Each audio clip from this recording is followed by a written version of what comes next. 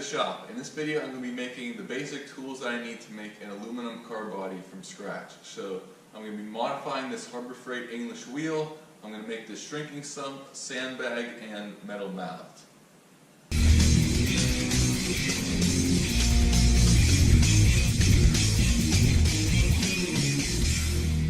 Alright, so I got this English wheel here, assembled now. This is from Harbor Freight, and first impressions are actually better than expected. I don't really have high expectations for anything from Harbor Freight, but this seems like it will work. One thing I was worried about is I've heard people getting these wheels and they don't actually spin true. But I put an indicator on this. This one is within 1/1000th of an inch. I assume same with the bottom. When you're looking at them, you can't see any wobble to it. So that's something that I'm very pleased about. A couple things though that I do have to modify is, one, it was too short. So I can have it spaced up there on those I-beams about 7 inches. I'm going to weld it to that and then probably bolt that to the floor. I'm also going to weld this right here because these bolts aren't enough to keep this whole frame from like rocking back and forth when you're pushing stuff through it.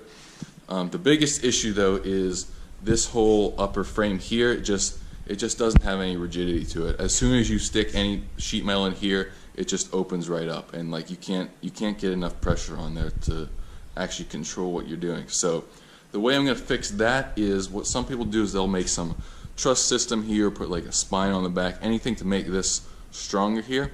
What I'm going to do is I'm just going to weld a pipe on the top of here to go up to that beam right there, and I think that will take pretty much all the load.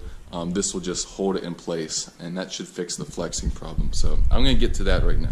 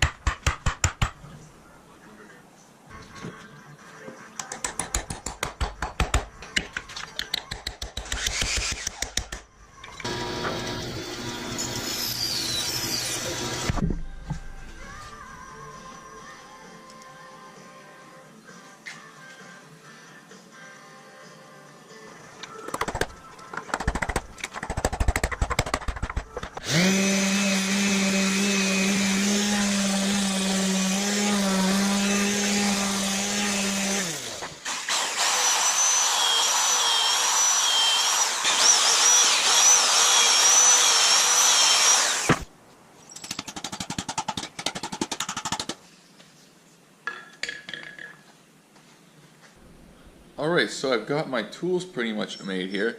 The modifications I made to this English wheel is mainly I spaced it up 7 inches there with that I-beam, so now it's at a much more usable height. And these two braces that I put in the top really help a lot because, as I mentioned, there's a lot of flex to this frame here. So with that, this pole here kind of takes all the vertical load, and then this one takes all like the horizontal load. So now this upper wheel is very solid. It really doesn't move at all. So now this is actually a pretty nice usable English wheel now. Very pleased with how that came out. I also made this shrinking stump here. I carved the dish into it here, and the idea behind that is you can use that to kind of like pound flat sheets of metal into to kind of start like a curve, and then you can use the flat part to pound out the wrinkles that you make with that. And the sandbag is the same type of deal. You can put your metal on here and then pound it into that. You can make whatever impression you want into there, and this gives enough support but also enough give that you can actually shape the metal with that. I also made the mallet for that too. I just kind of went off of pictures of other metal forming mallets that I saw. The head is made out of ipe wood, IPE. It's one of the hardest woods in the world. It's very dense, it has a tight grain, so that should work as a really nice mallet there. It has some nice weight to it. So what I have now is this mostly round piece of aluminum here. It's like powder coated or something, that's why it's white. But I got this flat piece of aluminum, and what I'm going to try to do now is just kind of make this into a nice little dome.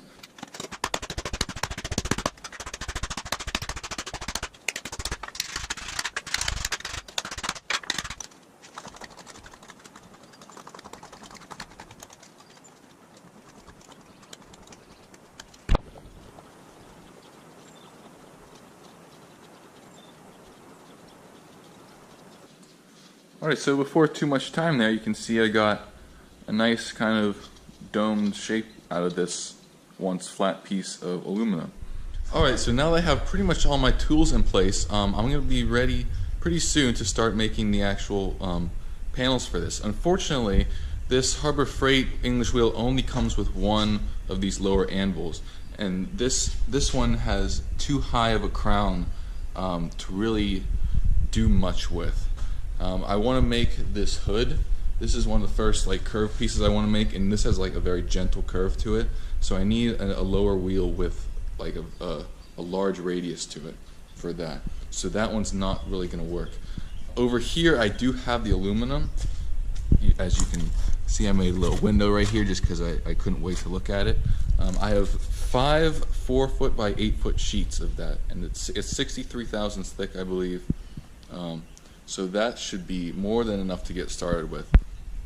In the meantime, I can start making some of the flat panels like the sides of the hood there. That'll be a separate video. This was just kind of making all the tools and showing you what I'm going to be working with. So that's it for now. Thanks for watching, and I'll see you next time.